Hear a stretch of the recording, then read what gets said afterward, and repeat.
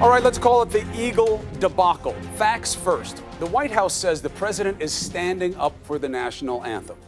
But not one single Eagle knelt in protest during the national anthem during the regular season.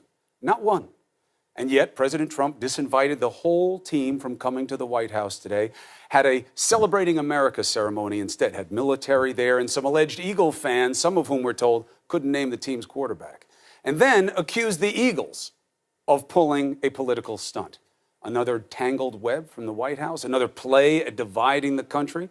Maybe Anthony Scaramucci can help us figure out how this is good politics or good for the country. Former White House communications director, friend of show. Thank you for being with me earlier. Congratulations on the show. Let's start with that. God bless. Appreciate it. Wish you great success. So, do you like this move of disinviting the Eagles?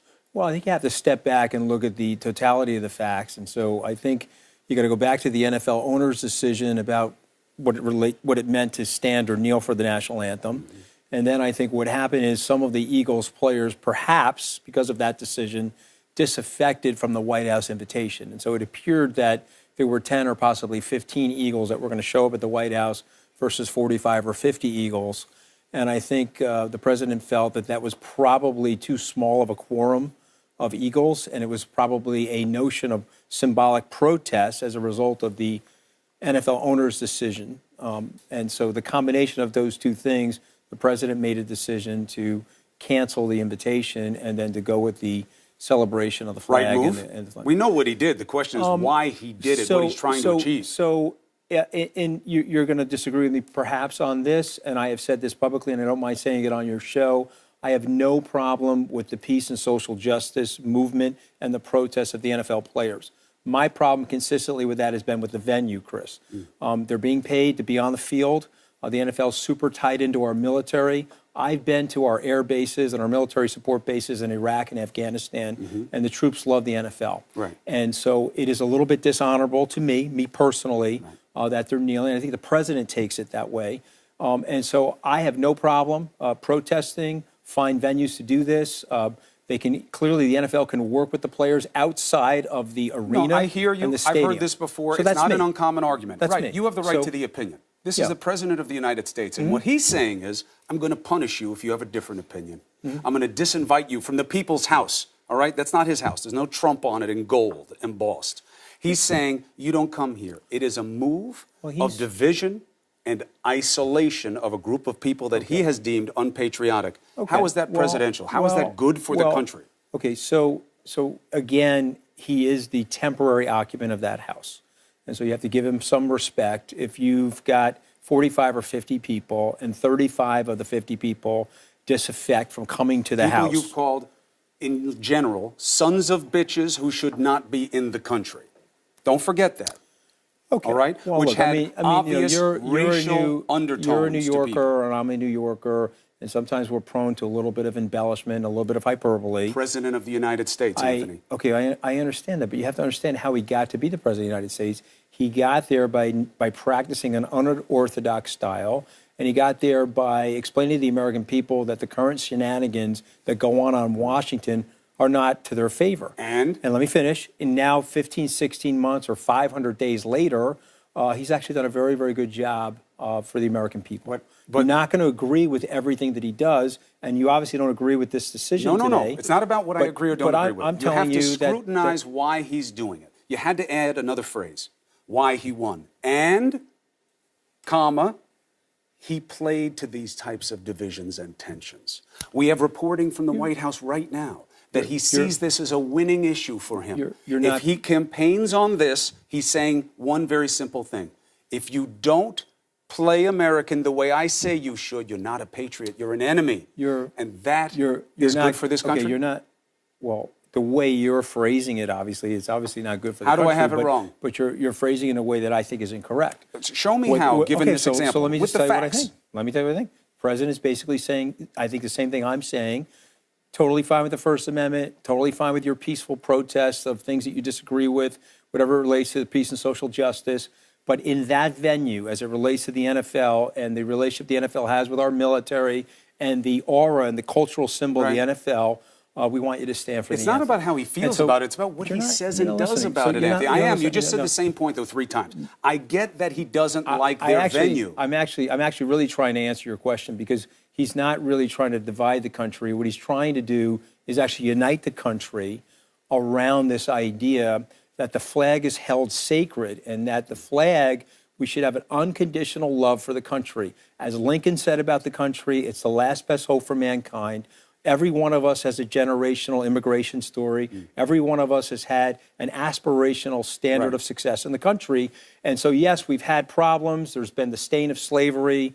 There's been some levels of police brutality. I'm not saying it's perfect, but it is way better than the other alternatives that are out there in the world. And all the president is saying is that we should have unconditional love for the flag, and we should support that together. And whatever our differences are, or wherever we need to protest, let's pick a different venue. I think that's unifying. You think that's dividing. And I so think what you just said is basically unifying, but here's your problem, my friend. That's not what he's saying. He's saying if you don't address the flag the way I want you to, the flag is a symbol of freedom. The keystone freedom is freedom of speech and expression. See, I don't think he's saying but that. We got to invite him on your show. Because I don't think he's saying that. First of all, the president is invited to come on the show whenever time he wants. It's an open offer. I've made it many times. Probably not going to come on your show, Chris. And what does that tell you, by the way? Okay? No, look, if he wants to duck questions, that's fine, but we still have to scrutinize his actions. You can't tell me it's unifying. Listen, he's the president of the United States. Being irritated is part of the job. Dealing with hard questions is part of the job. He has taken a different path. Anthony, here's what I'm saying. I don't disagree with any of that. I've said to the president personally to expand his opportunity set and go on as many networks as possible. Yeah, that was your strategy. He is a television star. He is. And he has got an unbelievable force of his personality. He can answer any tough question. He can handle any situation. And yet he won't. And he has a point of view. Well, maybe he will. Maybe there's an evolution. It's an open invitation, but let's maybe get there's back an to evolution this. of that process. Let's deal with the future in the future. Okay. Today, you said he's trying to unify. I don't understand that on the facts. Okay. How is it unifying to say, if you don't honor the flag and exercise your freedom of speech the way I like, you are a son of a bitch and should get out of the country, and I will disinvite you from the White House. Okay, because now you're being unfair because you're relating to that off-the-cuff interview outside the MS-13 meeting where he was cuffing it, as he's sometimes prone to do, and he doesn't want the people out of the country. He's tweeted about it. He's said it multiple times. What he really wants is people to have an unconditional love for the flag and to recognize the symbol that represents for all of us.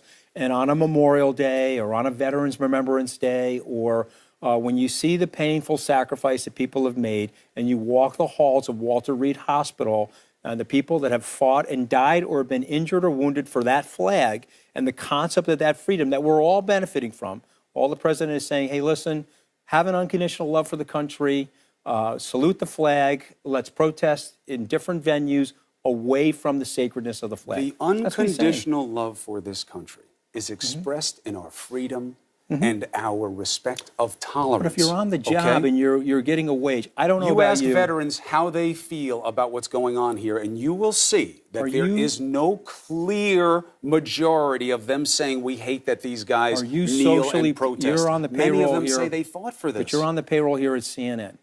Are you going to enter into a peace and social justice movement here at CNN without the consent of your employer? I mean, you're on the payroll. You're getting paid to do this show right now. That's about the relationship between the player and the NFL. Okay. It's not about the president of the United States who says, hey, I heard Cuomo decided to form his kind of protest. I don't like it. I think he's a bad guy. He should be out of the country. He's not American, and he's an opponent to the president. But again, I think that's okay? No, but I think you're now silly puttying the story, and you're stretching it to fit that narrative. I haven't moved it beyond one established fact. Let me rephrase that. Let me give you a better metaphor. It's Laffy-Taffy. You're stretching the story, and you're converting it to fit a narrative that isn't accurate. What is accurate is you're on the field, you represent the NFL, you're tied into our military, you're a cultural totem for our society.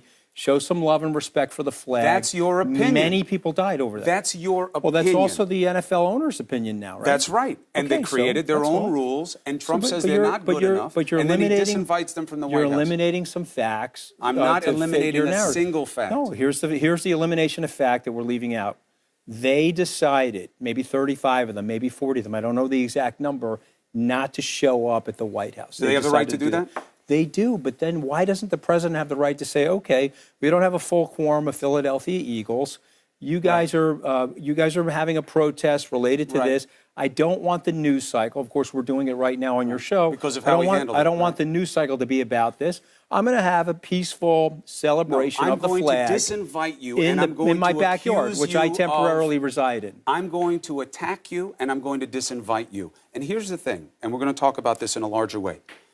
Does this president ever have to be the better man, in your opinion? Does he ever have to rise above any slight, any perceived indignity? Does he ever have to be better? Here's the problem. I'm going to answer that question in a way that's going to surprise you. I'm going to say, of course he does. When has he? Well, let me just finish. But here's the problem with the whole narrative, okay? He's taking in 90% enemy incoming, constant barrage of attacks, constant barrage of criticisms. We don't give him credit for anything. And he's sitting there about to have peace on the North Korean peninsula. He's solving. That's getting way ahead of us. Let's hope you're right. He's in the process of solving the situation in the Middle East. The economy's that rising. Again is wildly ambitious. Okay, so let's talk about where we are right let's talk about real economic data. Okay, we have the lowest African American, Hispanic unemployment in the history of those numbers. You understand what you're doing. You're saying because he's doing good things, it is okay if he does bad things, and it's okay if he tries to divide the country. I don't get it. He's counterpunching against a very heavy onslaught of negative incoming that's coming from the mainstream media. He gets peace on the peninsula. He will get it. I said, when the first word of it came out, I said, this is a huge if, but if it happens, this is the stuff of a Nobel Peace Prize. Can I get invited back on that night? When we talk, God willing, it happens. Who doesn't want peace? The problem is this. I want to get invited back on that night. This is a man in an administration that does what you're doing right now. It doesn't matter what we do wrong. Look what we do right. And if we do anything wrong, other people do things wrong. And if you say we do something wrong, you're getting it wrong, and it's fake news. This is the second night on the show, so be super respectful to you. But what you're saying right now is totally unfair to what I am saying. You're asking me, you said, number one, should the president be a better person? I said, yes. He's got to raise to a higher ground and be a better person. Why is he having a hard time doing that in situations like this? And then I answered it. I said he's having a hard time doing it in situations like this because he's getting a 90% incoming of negativity from the media, and no one's giving him any credit for the success. I think it's about a relationship with the truth. Okay. And I think we see it here where he's saying it's about the anthem. The Eagles. Is the university still like you? They're going to give you the PhD in psychiatry. Listen, I'm not getting the PhD in psychiatry. Truth isn't about psychiatry. It's about you're fact trying to explain his personality and his behavior. It's not about personality. It's about whether he tells the truth, Anthony. I don't care about his personality. I care about whether he tells the truth to the American people on the matters that are important. Okay, but that's not psychology. You're like everybody else now in the media. Oh, the president's a liar. The president's a liar. When you lie, why shouldn't you be called a liar? Because there's different styles of communication, Chris. No, lying is not a style of communication. Anthony, there's different styles of communication. 63.5 million people voted for him because they get the gist of what he's talking about. I think they voted for him despite what they would call in their own lives lying. Okay. I think if you would ask people, if you say that the Eagles are disinvited because of how they protested during the anthem, and not one of them kneeled in protest during the anthem, is that telling the truth? But no, again, it's not. It's a lie. That's a little bit of gaslighting because you're talking about last year's NFL. They didn't protest, but I'm talking about the decision that was made by the NFL owners, and then ultimately after that decision, 35 or so of them defected from the invitation to the White House. They say they defected because they don't like Trump. They think he's misogynistic and a liar and bad for the country. That's why LeBron James just said this. Put up the LeBron James sound. Okay, we're going to go to LeBron now. Well, he matters, right? It's typical of him. I'm not surprised. I know no matter who wins this series, no one wants to invite anyway, so it won't be Golden State or Cleveland going. Message that black athletes have received from the President of the United States. You said during the clip, hold on, because it was important context. You said, I'm not the one who told them to shut up and dribble. That was your friend over at Fox. Fox did something else. I respect his right. It's nice. It's nice to hear somebody connected to Trump do that. To say what's on his mind at a press conference. He has that right. But then you can't say at the same time, if he's saying that, the president doesn't have a right too. Okay, you have to say it's about doing symmetry. It's not just about having a right. It's about how you use your rights. It's about doing what's right. Here's what I would say, because I like calling balls and strikes fairly. Please. If LeBron James is saying that, and Stephon Curry is saying that, and their coach is saying it too, and there is a problem of discontent in the United States, the president, before he was president, was a unifying person. He had great relationships with the rap community. He got great relationships with NFL athletes and African-American athletes. Let's put it back together. Don't forget the Central Park Five. Okay, we're going to go back 30 years. Well, does that matter? Okay, that was before the presidency. But now we're going back 30 years. I'm trying to say something. Does it matter or no, I'm actually Anthony? giving him. It's his second night on the air. I'm trying to give him like. Come on, Anthony, I'm trying to give him something here. Come on, though, man. You're not. Listen, you're how not. can you say that he's a really unifier with what he did with the Central Park Five, with what he did with birtherism and Obama? So How can you call him a unifier? So here's what happens, okay? And maybe this will never happen to you. Maybe you'll be smart enough never to run for office. But if you do run for office, they're going to examine every syllable and every element of your life. And maybe you're a better person than Donald Trump, and maybe you'll come out more perfect than him. But here's what I know about him and everybody else, whether it's Bill Clinton or you pick the president or the political leader, they're flawed people. Everybody is flawed. I am probably more flawed than most. This but is about getting things. But this is about do as president. You still have to be judged. This is about getting things right. The American people. Warren Buffett said something that I always apply in investing. I'd rather be roughly right than precisely wrong. The American people have looked at the president. They voted for him. He said he's going to get most things roughly right, as opposed to precisely First of wrong. all, he didn't get a majority of the country. He's underwater with his ratings. And I think this divisiveness only reason why he didn't get a majority is of a the big country reason. is because that wasn't his strategy. He looked at the playing field. Oh, yeah, I know. That was a little bit hindsight, okay? Nobody ever said that during the election, that we have this interesting strategy where we're going to lose the majority, but we're going to win anyway. I don't know. I don't remember that ever being said. I was on the covered that whole campaign. I remember going back and forth to Wisconsin, thinking that we needed to win Wisconsin. I want to check a couple more boxes. The other team didn't go to Wisconsin. Look, they went. They didn't go. Usually, look, they made mistakes in their Hillary campaign. Clinton did but not that's go to about going Wisconsin back after to she something was that's no nominated. longer Secretary relevant. Clinton did not go. He's the president. All right? He's the president. Give him a Truth break. matters. We agree on that, My right? message to the president, assuming that he hate watches your show, and perhaps he does, God willing, my message to him is, hey, you're a healing sort of guy. You can unite this. You can figure it out. You're a very good strategist. Take a step back. If Stephon Curry and LeBron James and a large group of the Philadelphia Eagles are saying the same thing, meet him in the middle. Let's put it back together. Right. And that would be my message to the president. Strong message. Whether I was in the White House or on your television show. And remember, it's not just the bold-faced names. You have a huge fraction of the African-American community in this country that feels isolated. 13% of the population is African-American. We gotta put the country together. We got to bring the country together. This is not a way to do it. But he would also say, though, listen, my economic policies are really helping people. We got the lowest rates of unemployment in those communities. About culture and who matters and why they matter and what freedom is matters as well. And truth matters most. Kelly Sadler is let go today. Yeah. All right. Disappointed when in that. she said what she said about John McCain, the joke about, well, he's going to, die anyway. Why does he matter in this? Okay. The White House never came out and said that was wrong. They said this is an internal matter. Okay. They then get rid of her. Right. It comes out. They still don't say what she said was wrong. And now we find out the reason she was fired is not because of what she said about John McCain. It's because she reportedly said that Mercedes Schlapp was the leaker. And they fired her over that. Okay. You respect all that? Well, let me just say a couple things about Kelly Sadler, okay? She was a very hardworking person. She was extremely loyal to the president. There are factions inside that communication team that have been pea shooting at each other since the day they joined the communications team.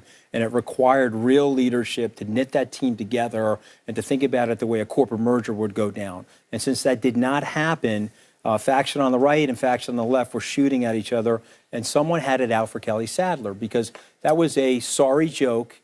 It's an unforgivable statement. I'm not here suggesting the statement was okay, but I am suggesting, as somebody that's run a pretty decent corporation, that when you're sitting inside the inner sanctum and somebody says something like that, to run outside the sanctum and to rat on that person, I think that's a terrible thing to do to the person. Only difference is, not a second. private concern, White House, they work for the people. This is about America's standards. Hold on a second. Yes, right. but Last somebody word could, to no, you. but somebody could have simply said, hey, bad thing to say, let's drop it right here.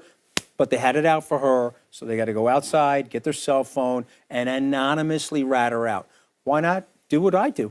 Say, hey, this is how I feel about the situation. I dislike Kelly Sadler. I'm going to tell you what she said about John McCain. Nobody did that because it's Washington, Chris, and that's why people don't like Washington. And it's also about a and by the way, dynamic that's in the why White the House that people doesn't that's why embrace speaking truth to the American people as president often wears as a it lot might. on his sleeve. That's why a lot of people like the president still, Chris. Anthony Scaramucci. Great to be here. You are helpful to the show. Kelly Sadler's going to get a great job because you're a great person. Well, listen, glad to hear I don't know that. the other people, We'll see but what I wish happens. those other people we will haven't too. heard anything from the White House about it. We'll see if they confirm this. Okay, good. But I can confirm this right now. You're important on the show. You're important to the dialogue. Thank you for being with us. I'm happy to be here. Appreciate it. Anthony Scaramucci. You got to make my seat a little higher next time, guys. They don't make a seat that high, but you can have the cup. I got to be at a little bit of an advantage. Next